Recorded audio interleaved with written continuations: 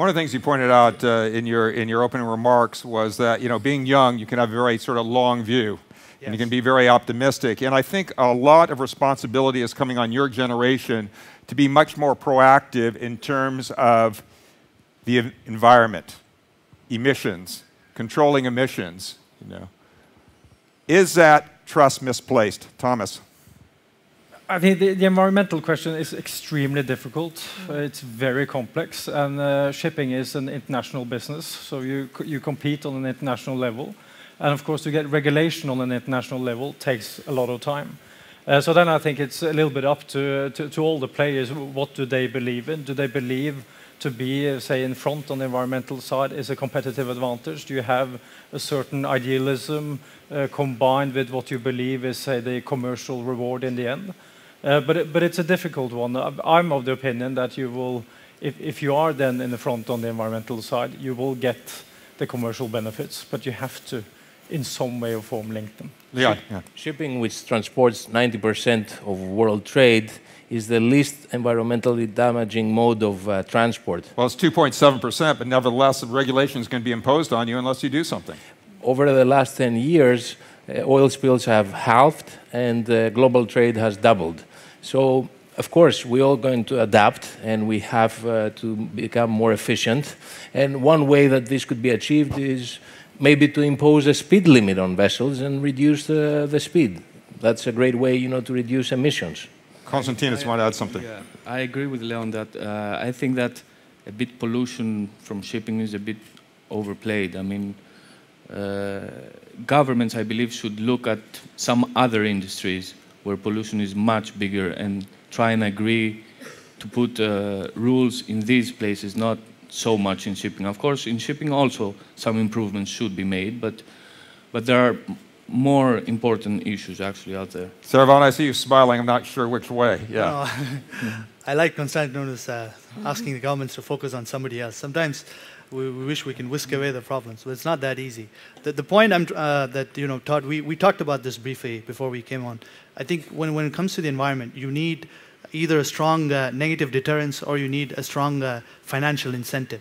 And I speak this from experience because we do a lot of work in renewable energy and setting up wind parks in Europe. You didn't really see renewable energy go up the way it did until the EU came in and said, we're going to introduce the 2020, we're going to have 20% of our renewable energy needs come from renewable energy. You need a stimulus of that sort, or at least regulation that would force ship owners to do like that. Of course, you need the sort of the trendsetters to come out and show that the way it can be done. But really, in the long term, if you want shipping to be environmentally more sensitive, you need strong regulation, or at least need to put forth economic incentives. I don't think you have a choice. It will come. So regulation will be there. So it's a matter of, we can wish that they wouldn't be there, but they will be, and I think they will be stronger. It's a matter of how much time does it take before these regulations are coming into play. Cecilie, you wanted to jump in there? Yeah. Yeah. Okay. Yeah. Yeah, I agree. You need the financial incentives, but I also think you could have other stakeholders like customers, although they will get the bill in the end. They might find it important, and also we see that shareholders start to ask these questions. So it could also be other stakeholders asking for how you improve the environmental issues. But can a very good case made be for just doing this in the absence even of regulation?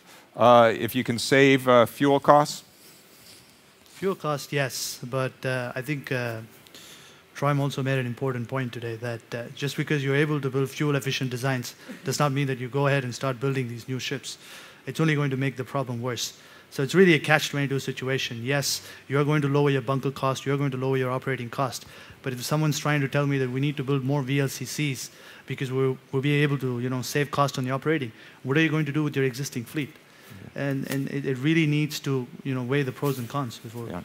At the end of the day, I think that the market is efficient. So charterers will definitely discriminate against vessels that are not fuel efficient, and they will prefer the vessels that are more fuel efficient. So at the end, the market will scrap all the older vessels that are totally inefficient. One of the things that the last panel agreed on unanimously was that they thought that a fuel tax was the most efficient way. Now, I know you mentioned also perhaps coordinating speeds in the water, but would you like to see a fuel tax if there needs to be some sort of regulation?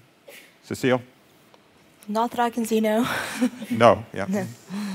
You have to put it on one way or another, Yeah. either on the fuel or the CO2. The levy is, I think, the best way to go forward, not the ETF system. Yeah. Thomas, you were going to say something? Yeah, I was just on the quota side. The quota side, I definitely do not believe in. So the most important thing is to get a level playing field for everyone, so that everyone is hit by the same framework. Yeah.